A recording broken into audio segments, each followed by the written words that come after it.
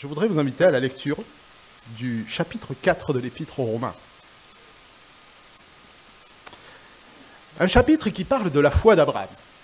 Et ce que je vous propose de voir, c'est que la foi d'Abraham mène à la croix, mène à pourquoi Jésus a été crucifié et pourquoi il est ressuscité. Et c'est même le dernier verset qui nous le dit. Alors, je vous invite à lire. Alors, je le lis dans la version Summer. C'est bon? Ok. Prenons l'exemple d'Abraham, l'ancêtre de notre peuple, selon la descendance physique. Que pouvons-nous dire à son sujet? Quelle a été son expérience? S'il a été déclaré juste en raison de ce qu'il a fait, alors certes, il peut se vanter, mais ce n'est pas ainsi que Dieu voit la chose. En effet, que dit l'Écriture? Abraham a eu confiance en Dieu, et Dieu, en portant sa foi à son crédit, l'a déclaré juste. Si quelqu'un accomplit un travail, on lui compte son salaire, non pas comme si on lui faisait une faveur, mais d'après ce qui lui est dû. Et si quelqu'un n'accomplit pas d'œuvre, mais place sa confiance en Dieu qui déclare juste les pécheurs, Dieu le déclare juste, en portant sa foi à son crédit. David exprime ainsi de la même manière le bonheur de l'homme que Dieu déclare juste sans qu'il ait produit d'œuvre pour le mériter. Heureux ceux dont les fautes ont été pardonnées et dont les péchés ont été effacés. Heureux l'homme au compte de qui le Seigneur ne porte pas le péché. Ce bonheur est-il réservé aux seuls circoncis ou est-il aussi accessible aux incirconcis? Nous venons de le dire, Abraham a été déclaré juste par Dieu qui a porté sa foi à son crédit. À quel moment cela a-t-il eu lieu? Quand il était circoncis ou quand il était encore incirconcis?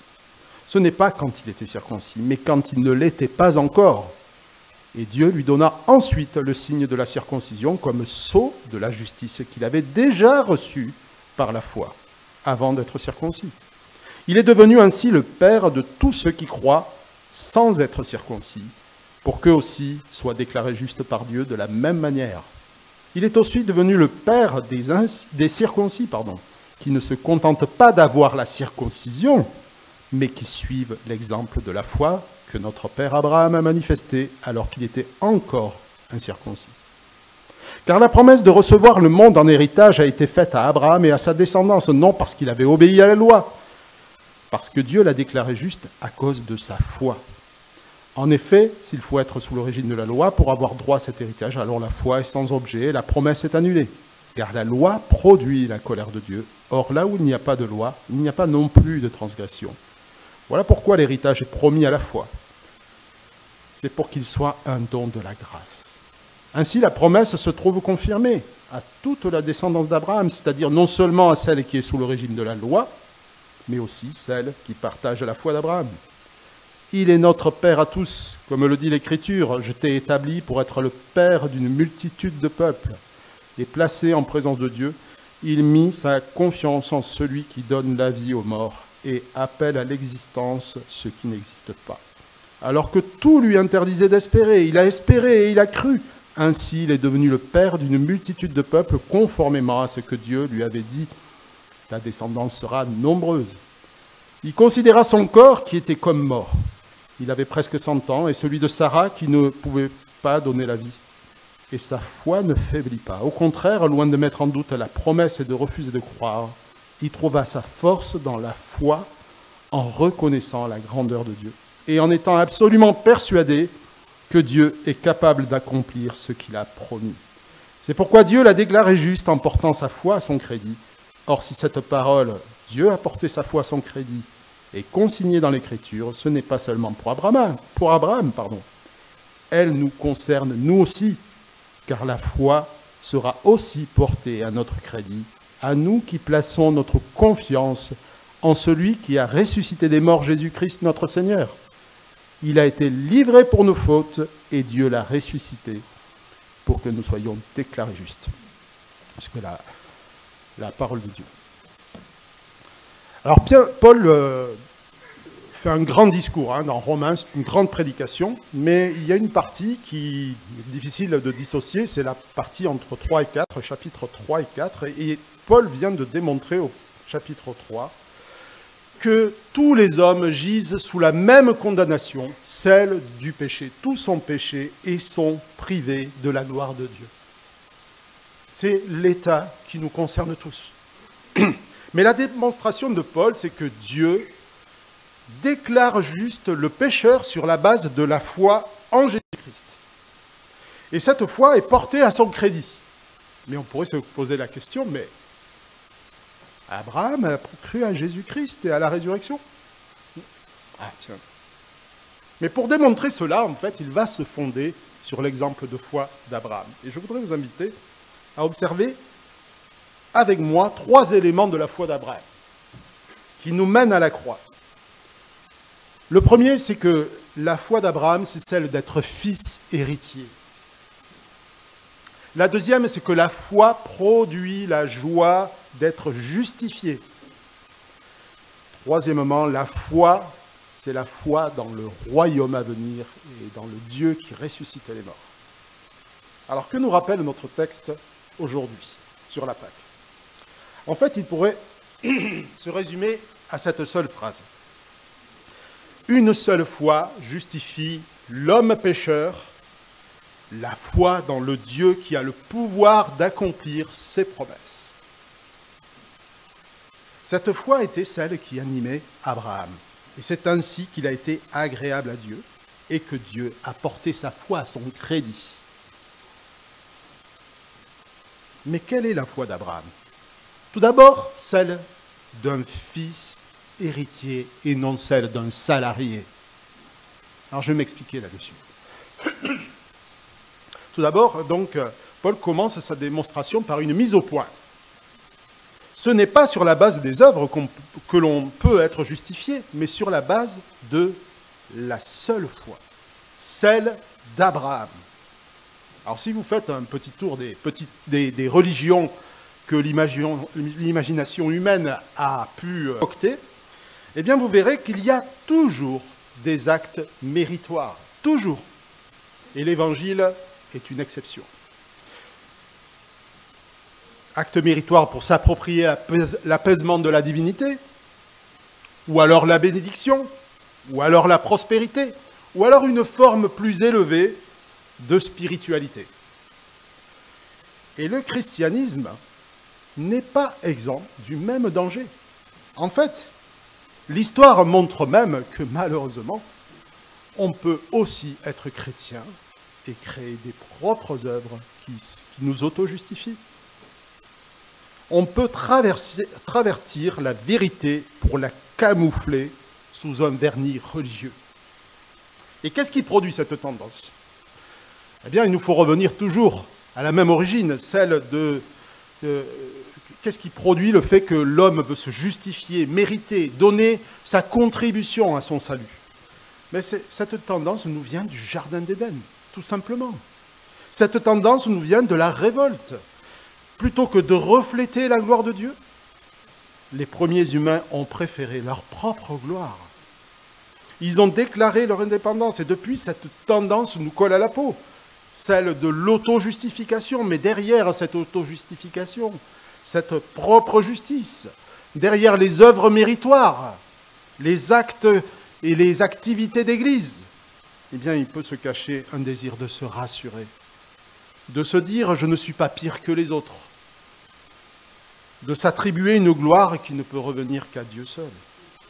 Les religions demandent toutes à produire des œuvres, des actes de dévotion, des privations, des flagellations. Mais ce que demande le Dieu de la Bible, c'est un changement de cœur. Et ce cœur, il est impossible de le changer par nos propres forces, même à force d'abstinence et de discipline.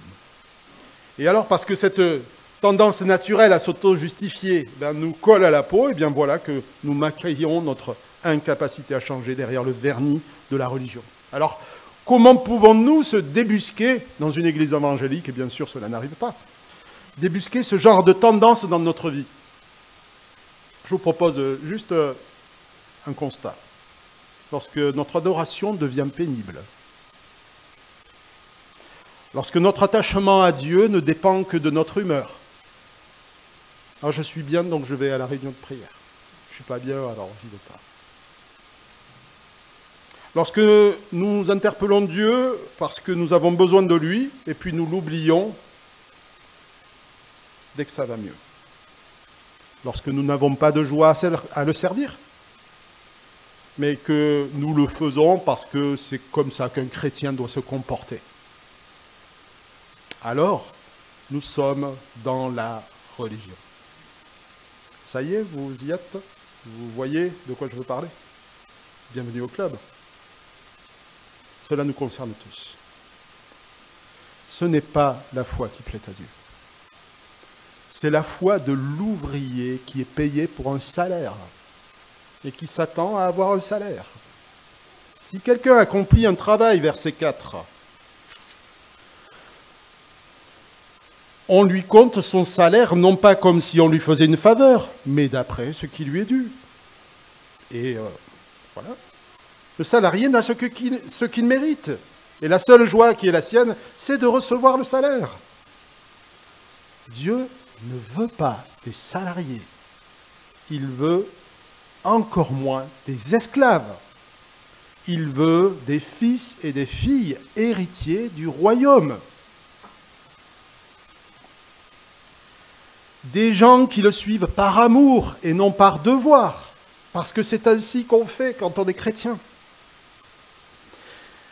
Et s'il est un esclavage auquel la Bible nous invite, il y en a un, c'est celui de Christ.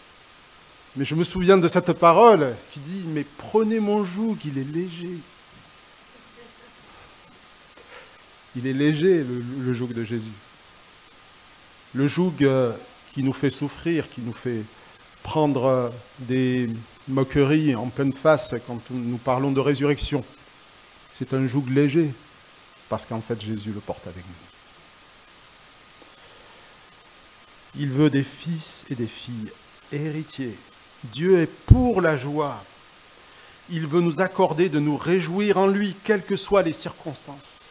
La première caractéristique de la foi d'Abraham, c'est qu'elle n'est pas la foi d'un salarié, elle est la foi d'un héritier. Il s'est promené librement dans le pays qui était son héritage.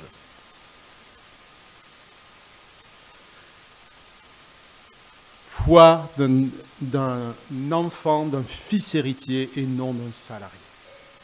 Deuxième caractéristique de la foi, c'est qu'elle produit la joie d'être justifié. Alors j'ai souvent entendu cette remarque, « Ah, mais moi, si j'avais eu un appel comme Abraham, moi aussi, je croirais comme ça. » Mais ce n'est pas parce que Dieu vous appelle en déchirant le ciel avec son doigt et vous dit « Je t'ai choisi », c'est pas pour ça que vous allez avoir la joie de le suivre. Parce que je vous signale, c'est exactement ce qui est arrivé au peuple d'Israël. Ils ont été choisis, ils ont vu les prodiges, ils se sont révoltés, ils n'ont eu aucune joie, ils n'ont fait que se plaindre. On peut avoir été libéré par de grands prodiges et rester esclave toute sa vie. Ce n'est pas à reculons qu'Abraham a choisi de quitter sa patrie, a accepté, de quitter sa patrie sans savoir où il allait. C'est parce qu'il a été justifié, c'est la foi du justifié. Dieu lui-même lui a dit qu'il était justifié. En Jésus-Christ, nous avons cette promesse d'être justifiés. David a fait l'expérience de la joie de celui qui est justifié par Dieu. Je reprends le verset 7. Heureux ceux dont les fautes ont été pardonnées et dont les péchés ont été effacés. Heureux l'homme au compte de qui le Seigneur ne porte pas de péché. On a toujours tendance à réajuster la définition du péché, surtout aujourd'hui, parce que c'est un mot qui déplaît. On préfère parler, vous savez, de dysfonctionnement biologique, de besoins naturels, de défauts dans l'éducation des parents. Et on donne des circonstances atténuantes. On préfère appeler cela une occasion de faire son expérience, ou un mal nécessaire, en se rassurant qu'au final, tout le monde le fait un jour ou l'autre. Donc pourquoi pas moi? On parle des péchés mignons, des péchés par omission, d'échecs personnels, et finalement, si c'est un échec personnel, ce n'est pas si grave, parce que cela dépend de ce que je considère bien ou mal. Mais péché, ce n'est pas une simple violation de mes critères de ce qui est bien ou mal. C'est un manquement grave à la sainteté de Dieu. Un manquement grave que l'on ne peut pas rayer d'un trait de plume, malheureusement. Dieu n'oublie pas le péché comme ça. C'est une injustice indélébile contre Dieu. Et cette transgression a un coût ou un prix. La mort du pécheur. Et là, ça nous concerne tous. Alors certains auront noté le thème principal de ce passage. Est-ce qu'il y a un mot qu'on pourrait faire ressortir, qui revient souvent? Je croyais que tu levais le main. Un mot qui revient souvent. Allez, lancez-vous. Pas grave, de toute façon, c'est pas noté, et puis c'est pas un péché de se tromper. Pardon? Non, oui, mais je ne pensais pas à celui-là. La justification. La justification.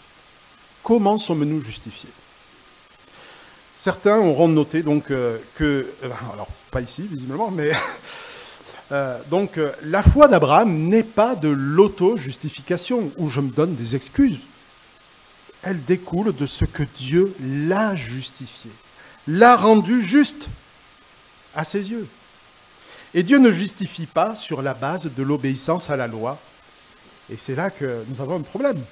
Parce que, d'ailleurs, la loi n'entrait pas en vigueur pour Abraham, puisqu'elle n'avait pas été donnée.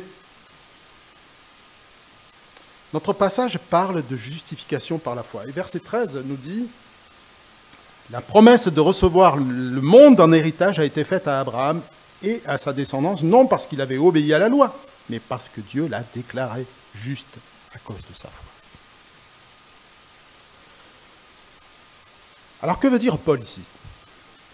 Toute son argumentation porte sur un fait. C'est que Abraham a été justifié, non parce qu'il avait été circoncis, et vous savez que c'était le signe, excusez-moi, hein, c'est un réflexe, mais c'est ça, hein, la circoncision était le signe de l'obéissance à Dieu. Voilà. Quand je suis circoncis, je suis hébreu. Voilà, ça y est. Et toute son argumentation porte sur le fait que la circoncision n'entre pas en compte. Dans le verset 10, il le dit. Il l'a reçu avant la circoncision. Et on sait combien pour les Juifs, ce signe avait de l'importance. Paul a même fait, figurez-vous, circoncire Timothée, alors qu'il était chrétien et qu'il n'avait jamais été circoncis. Il l'a fait circoncire par égard pour la mission qui allait être la sienne, c'est-à-dire d'aller prêcher parmi les Juifs. Et ça aurait été un obstacle à sa prédication, parce qu'on n'aurait même pas voulu l'entendre chez les Juifs, parce que, étant juif lui-même, de par sa parenté, eh bien, il était dans la désobéissance depuis sa naissance. Ses parents avaient désobéi, et du coup, Timothée n'aurait jamais pu être écouté dans une synagogue. Donc Paul l'a fait circoncire à cette exception près, pour que la parole puisse être proclamée. Mais ce n'est pas la circoncision, le signe de l'obéissance à la loi qui justifie. C'est la foi, mais quelle foi? Est-ce que ça veut dire que, finalement, ceux qui n'ont jamais lu la Bible, ils peuvent être justifiés? C'est bon. Du coup, je vais arrêter de lire la Bible, comme ça je vais peut-être être justifié. Après tout le monde a sa propre définition de la foi, n'est-ce pas? Prenons l'exemple des deux brigands sur la croix. L'un à la droite, l'autre à la gauche de Jésus. Ce n'est pas par leur obéissance à la loi qu'aucun a été justifié. Ils reconnaissaient tous deux, en tout cas l'un d'entre eux a reconnu que la sentence qui avait été prononcée sur leur vie était juste. Ils étaient là parce qu'ils avaient péché. Ils avaient fait le mal.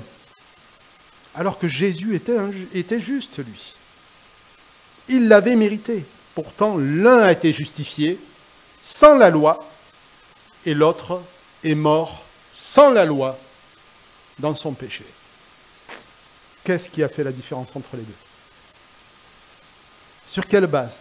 Sur cette seule parole adressée à Jésus. Il a reconnu qu'il subissait la mort à cause de ses propres fautes. Déjà, il reconnaît qu'il est pécheur. Il a reconnu que Jésus était le Fils de Dieu. Et il l'a supplié de se souvenir de lui lorsqu'il entrerait dans son règne. C'est-à-dire qu'il croyait à la résurrection. Il croyait qu'il allait ressusciter. C'est incroyable. Aujourd'hui, lui dit Jésus, tu seras avec moi dans le paradis. Alors, il a été justifié sans la loi. Mais nous ne devrions pas prendre l'exemple du brigand sur la croix. Ça ne nous concerne pas, nous, qui entendons la parole tous les dimanches. Nous ne pouvons pas nous attribuer le droit de ne pas respecter la volonté de Dieu, parce que nous la connaissons. Et lorsque nous confessons que nous appartenons à Christ, nous confessons aussi que nous voulons marcher selon la loi de Christ, et qui n'est pas si différente, sauf qu'elle est inscrite dans le cœur. Chacun est justifié par la foi selon les lumières qui sont les siennes. Mais on peut aussi, comme le deuxième brigand, être condamné sans la loi. Ce n'est pas parce qu'on n'a pas la loi qu'on n'est pas condamné. Abraham a reçu la circoncision en signe d'obéissance, parce qu'il avait la foi. Et il y a soumis sa famille. Sa foi a produit l'obéissance. La circoncision était le signe de sa volonté de marche dans la foi. Mais la foi précède l'obéissance, afin que personne ne puisse s'attribuer un quelconque mérite, une quelconque gloire.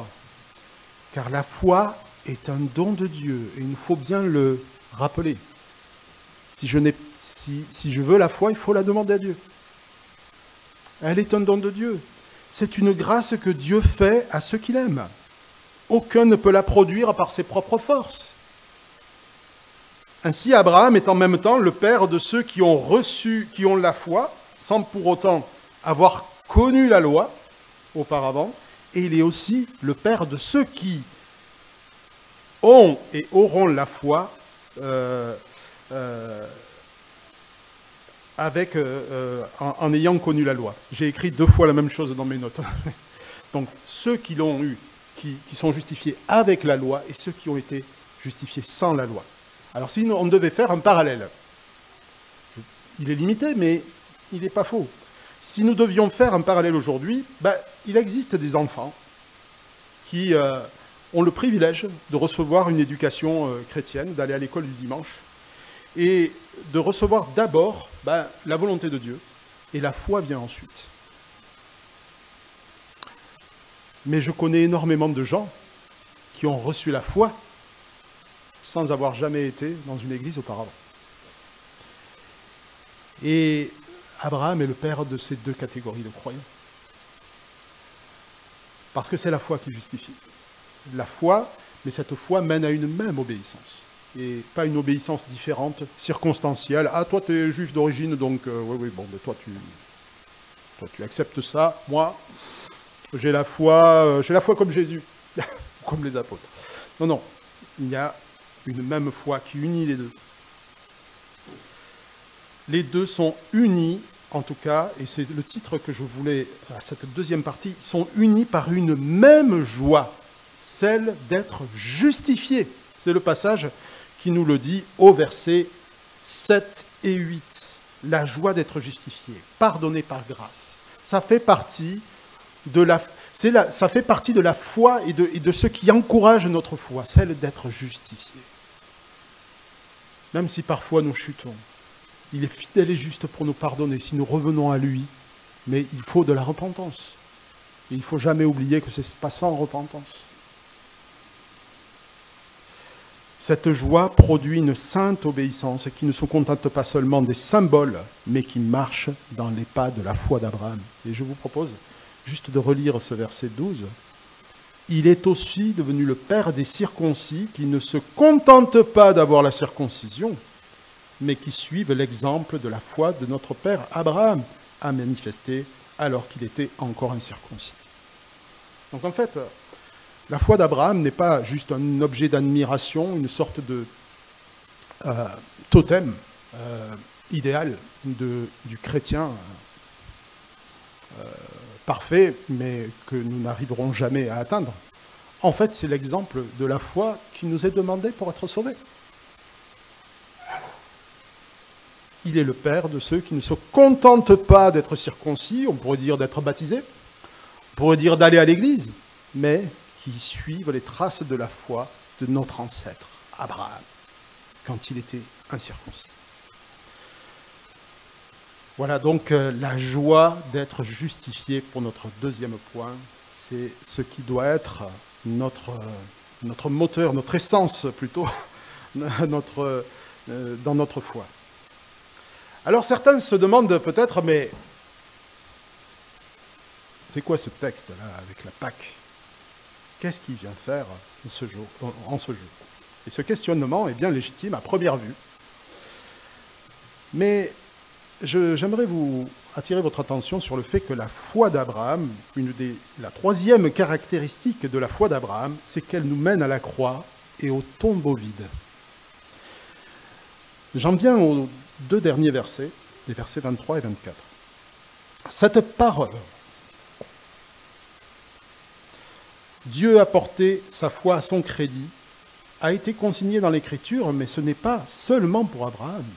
Elle nous concerne nous aussi, car la foi sera portée à notre crédit, à nous qui plaçons notre confiance en celui qui a ressuscité des morts, Jésus, notre Seigneur. Étonnante affirmation, à plusieurs titres, si vous regardez bien le détail. Tout d'abord, Abraham n'a a priori jamais eu connaissance de la résurrection de Jésus-Christ, ni même qu'il serait gisant 3 jours dans un tombeau. Il n'a même a priori pas eu la connaissance qu'un sauveur viendrait plus tard pour régler le problème du péché. Et d'ailleurs, on le voit dans la foi juive, il y avait beaucoup de lacunes, beaucoup d'incompréhension, parce que Dieu, comme on le verra dans la vidéo sur Pâques, est un Dieu plein de surprises. BLF. Non, c'est... bon, voilà. Il y a Nathan qui peut me comprendre. Vous verrez dans la vidéo. On connaît l'attachement de Paul à la résurrection. Dans le chapitre 15 de l'Épître aux Corinthiens, il dit que ne pas croire à la résurrection, c'est faire de tout le témoignage de l'Évangile un mensonge. Et pourtant, Dieu a justifié Abraham sans qu'il ait cru au Fils de Dieu ressuscité, ni à sa résurrection. Alors la première chose que nous pouvons conclure, c'est que, encore une fois, Dieu justifie sur la base de la foi selon les lumières qui sont les nôtres au moment de notre foi. Un grand nombre de héros de la foi ne savaient que peu de choses sur la manière étonnante par laquelle Dieu justifierait plus tard les hommes. Mais leur attachement à Dieu, leur foi, parlait pour eux. Ils attendaient la cité céleste, nous dit le chapitre 11 de l'Épître aux Hébreux. Leur foi était ancrée dans l'au-delà, dans l'après-vie, ou en tout cas l'après-vie terrestre. Mais la seconde remarque que nous pouvons faire, c'est que la foi d'Abraham n'est pas une foi sans la résurrection.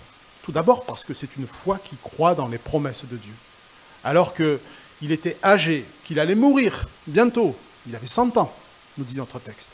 Sarah, n'en parlons pas, ménopausée depuis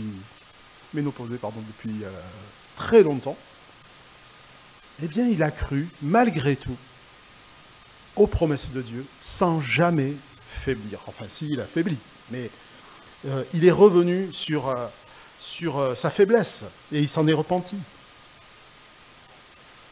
Loin de mettre en doute la promesse et de refuser de croire, il trouva sa force dans la foi, verset 20, en reconnaissant la grandeur de Dieu et en étant absolument persuadé que Dieu est capable d'accomplir ce qu'il a promis. Et la lettre aux Hébreux dit d'Abraham la chose suivante au chapitre 11, au verset 17, « Par la foi, Abraham a offert Isaac lorsque Dieu l'a mis à l'épreuve. » Oui, il était en train d'offrir son fils unique, lui qui avait eu la promesse. Dieu, estimait-il, est assez puissant pour ressusciter un mort. Et son Fils lui a été rendu. C'est une préfiguration. Alors il y a fort à parier que lorsque Abraham a fait cette confession, rappelez-vous de l'histoire d'Abraham, son fils lui dit, Isaac lui dit, papa, voici le bois, puis voici les pierres, mais où est l'agneau pour l'Holocauste? Et voici ce que son père lui a dit, Dieu pourvoira lui-même à l'Holocauste. Savait-il quel poids avaient ces paroles et quel retentissement dans l'histoire et dans le cosmos et dans l'éternité cette parole aurait? Dieu a pourvu lui-même à l'Holocauste. Dieu ferait lui-même le sacrifice ultime de son propre Fils pour le péché de son peuple. Mais la foi portée au crédit d'Abraham, c'est celle que Dieu a le pouvoir d'accomplir les promesses, même en ne sachant pas tout. Il avait la confiance absolue que ce que Dieu a promis, il est capable de l'accomplir, et ça doit être notre foi aujourd'hui. Nos réticences n'ont pas lieu d'être. Elles n'ont pas lieu d'être. Pour nous, nous ne sommes pas sauvés sans la résurrection. Parce que nous le savons que Jésus-Christ est ressuscité, et ne pas y croire serait une transgression. Parce que nous sommes parvenus au temps où le Fils a révélé le plan parfait du Père, par lequel il sauve les pécheurs. Et le verset 24 et le verset 25 qui terminent notre texte dit la chose suivante. Car la foi sera aussi portée à notre crédit, à nous qui plaçons notre confiance en celui qui a ressuscité des morts, Jésus notre Seigneur. Il a été livré pour nos fautes et Dieu l'a ressuscité pour que nous soyons déclarés justes. Je reviens sur ce verset final car c'est ici que la Pâque est annoncée. C'est ici qu'est accomplie la justification. Tout d'abord au verset 24, Christ a été livré pour nos fautes. Abraham n'en est pas exempt. Il n'a pas été justifié sans Jésus-Christ, Abraham. Sa foi a été portée à son crédit. Mais il est au bénéfice de la croix de Christ comme nous le sommes nous-mêmes. La différence entre lui et nous, c'est que la justice lui a été imputée alors que le sacrifice de Christ n'était pas encore arrivé. Il n'avait pas été encore accompli. Sa foi était entre le déjà et le pas encore. Elle était portée à son crédit car elle comportait en puissance ce souci que la justice de Dieu soit accomplie légitimement. La croix sera plus tard le lieu où la colère de Dieu est apaisée. Dieu a donné son Fils pour nos fautes. Littéralement, il a été livré, mais livré par qui? Mais il l'a été pas seulement pour nos péchés, mais il l'a été aussi pour ceux qui auraient la foi d'Abraham. Alors je reviens un petit peu en arrière, nous n'avons pas lu ce passage, mais c'est dans Romains 3 qu'il le dit.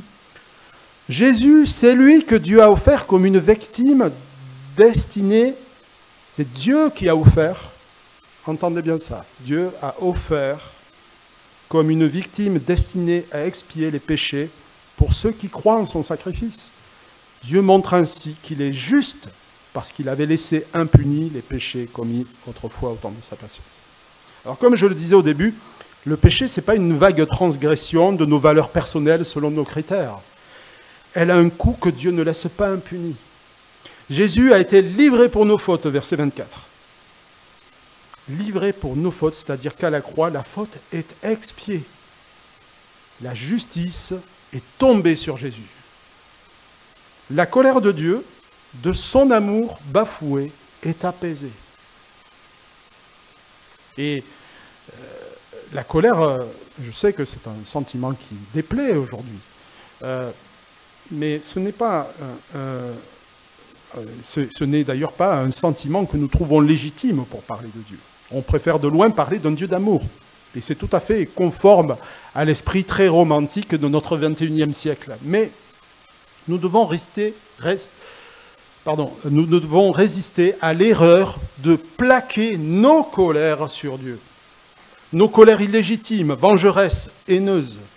La colère de Dieu est plus souvent affirmé dans la Bible que l'amour de Dieu. Vous le saviez, ça? Cherchez prenez des concordances et vous le verrez.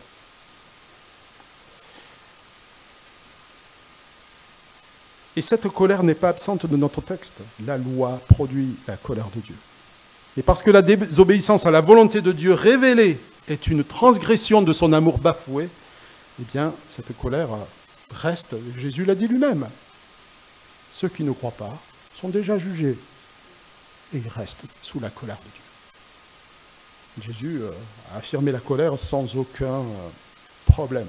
Il n'était pas dans notre contexte, hein, mais je pense qu'il l'aurait fait avec autant de hardiesse. Parce qu'il est impossible à quiconque de ne pas transgresser la loi parfaite de Dieu. Dieu a livré son Fils pour nos fautes. La colère est apaisée. Ça, c'est la croix. Mais que la colère soit apaisée ne veut pas dire que nous sommes sauvés. La colère est apaisée. Il ne peut y avoir de compréhension de la justification sans compréhension que la croix est le lieu où la colère de Dieu est apaisée. Mais ce qui paraît le plus étonnant dans notre verset, c'est que Jésus-Christ est ressuscité pour notre justification. On s'attendrait plutôt à entendre Jésus a été crucifié pour que nous soyons justes, que nous soyons justifiés. Mais ce n'est pas ce que Paul dit ici. Alors se serait-il trompé? Supposons une chose. Là, je vais vous faire rire. Là, vous pouvez vous détendre. Un après-midi, mes 3 enfants sont à la maison. Le plus grand se met à faire ses devoirs, très sagement, consciencieusement, et les 2 autres restent. Et puis, au bout d'un certain temps, j'entends du silence. Vous savez, les parents savent très bien ça, quand on s'inquiète. Il se prépare quelque chose. Alors, je me lève, et qu'est-ce que je vois? Eh bien, je vois mes 2 petits en train de faire des graffitis sur les murs de la maison, avec des stylos, le pantalon en guise de chapeau, et puis les fesses à l'air. Ma femme qui me connaît bien sait que je vais réprouver une colère assez légitime, mais je vais la réprimer, ou pas d'ailleurs. Et je les envoie dans leur chambre pour purger leur peine. C'est ce que je fais souvent. C'est alors, chose qui m'est jamais arrivée, c'est alors que le plus grand se lève et dit « Non, papa, je vais y aller à leur place, parce que ils ne savent pas ce qu'ils font. Ils ne savent pas ce qu'ils font. » Et c'est vrai. C'est alors que je le prends au mot. Je ne sais pas si j'aurai le courage de faire ça. J'ai la peine pendant une demi-journée. Et que vont faire les autres? Imaginez. Au moins pour un temps, je pense qu'ils vont se calmer. En tout cas, je ne pense pas qu'ils vont être inquiets pour leur frère, parce qu'ils l'aiment. Ça va les bousculer.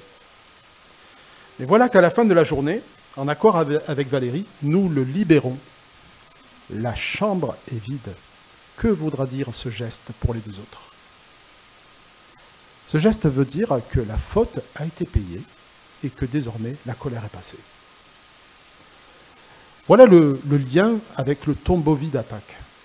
Le tombeau nous justifie parce qu'il dit que désormais, pour nous qui avons mis notre foi en Dieu, dans le Dieu qui ressuscite les morts, la colère a été apaisée, la faute expiée, il ne reste plus rien à payer. Dieu n'évoquera plus le souvenir de nos transgressions. Jésus a appris entièrement la faute sur la croix. Mais plus que ça, il ne purge plus la peine. Il n'est plus en train de la purger, parce que lui aussi a été déclaré juste, il a été reconnu juste.